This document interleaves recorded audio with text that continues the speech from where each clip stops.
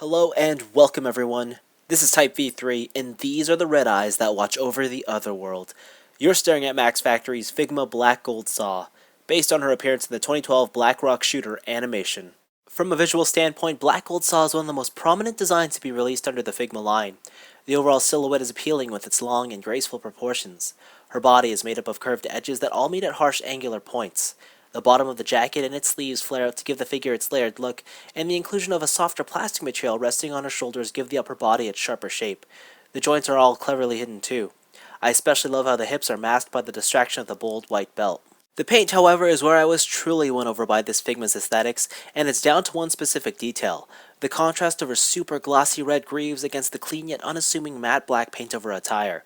Couple that with her pale skin, along with the even glossier skeletal fingers, and you've got quite a striking set of finishes to be found here. It's also worth noting that she's one of the larger Figmas and stands at 6 inches tall, 7 at the top of the horns. Although, I guess that isn't very surprising since she's the only adult character in the series. Now, unfortunately, BGS isn't immune to suffering from problems.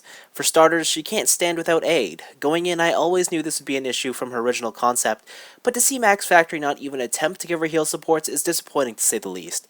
Then there's her hair. Viewed from the front, it looks fine, but checking out her backside, well, it isn't perfect. Sure, the obvious joint connections look rough, but it's her hair's lack of body and volume that upset me.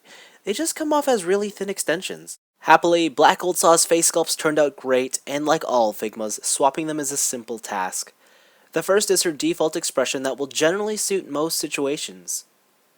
Next is her glare that stares off to the left. It's nice, even if a bit too similar to the default face. Finally, we have her battle smile, which I think came out a tad more adorable than initially expected.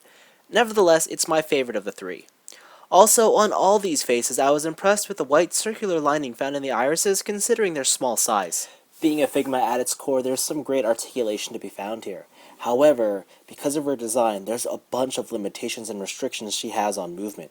For instance, we'll start with her neck, and there's a nice Figma neck joint there, but because of the hair, basically just colliding with the stand all the time, or just colliding with her body, or just because the hair itself has Figma joints up in there, that hit the back of her neck, she can't really move her head all too well. It's very limited in every direction. The shoulders themselves have good range, but this soft plastic material, I'm just afraid that if I leave her arms up for too long, it'll just get warped, and so that kind of sucks too. The wrists themselves, they look like they should move around quite a lot, but because of her sleeves and the fact that the actual joint, the peg, just doesn't like to move around a lot, there's just not really much range built into that, you can't really move her wrists too much. The knees, I was surprised to see that these are not segmented joints like on Insane Black Rock Shooter, and they're just a static piece there.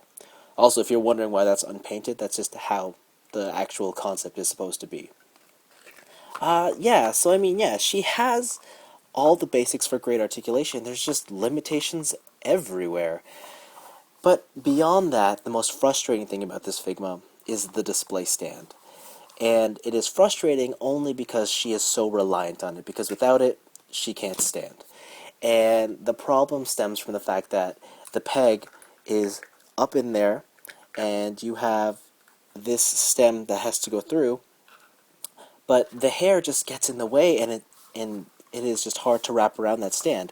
The only solution you can do so far is to turn this entire peg around and then have it come up, in line with her body and peg it in so it stays like this. And that's great, but, I kind of wish they included a clip like they have with other Figma Black Rock shooters.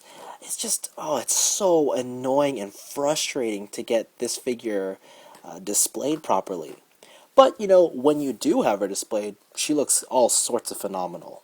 I think it's pretty obvious that due to her extremely large hands, Black Gold Saw doesn't come with a Figma hand rack. But you do still get a healthy amount of appendages. You get her relaxed hands along with a pair of fists, there's some open palms for dynamic poses, and finally a pair of gripping hands meant to wield her very large sword, the King Saw. The blade itself is impressive. The plastic is thick and chunky, though it's still light enough to be held by BGS with ease. The hilt pops off for painless hand swaps, and you also get a right hand only angled grip. The sword sculpt is accurate and the paint is wonderful. It's mostly a black and bronze finish infused with a faint metallic flake, while the base of the guard carries the same dark glossy red as Black Gold Saw's fingers. If anything, I think the bronze could have been a little brighter. From certain angles it just seems to blend into the black color that surrounds it. There was a clear design decision Max Factory had to make when producing Figma Black Gold Saw. To sacrifice articulation for the sake of aesthetics, or vice versa. Quite obviously they went with the former, and I don't blame them. Like all BlackRock shooter releases that have preceded this one, dynamic visuals are the main draw to these figures. And this fact is only amplified if, like me, Black Gold Saw is your favorite design in the entire lineup. On the other hand, this means that when viewed upon with standard action figure expectations, she does indeed become a lot less impressive. Her posability is good, but it never allows you to replicate some of the more intense fights seen in the anime.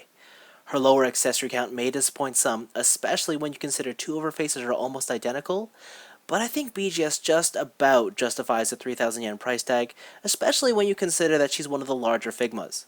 Ultimately, Black Gold Saw is a figure you pose and display rather than a toy that's fun to play with, and as long as you're okay with that crucial fact, then I can't see any reason as to why you shouldn't have this Figma. Anyways, this has been Type V3.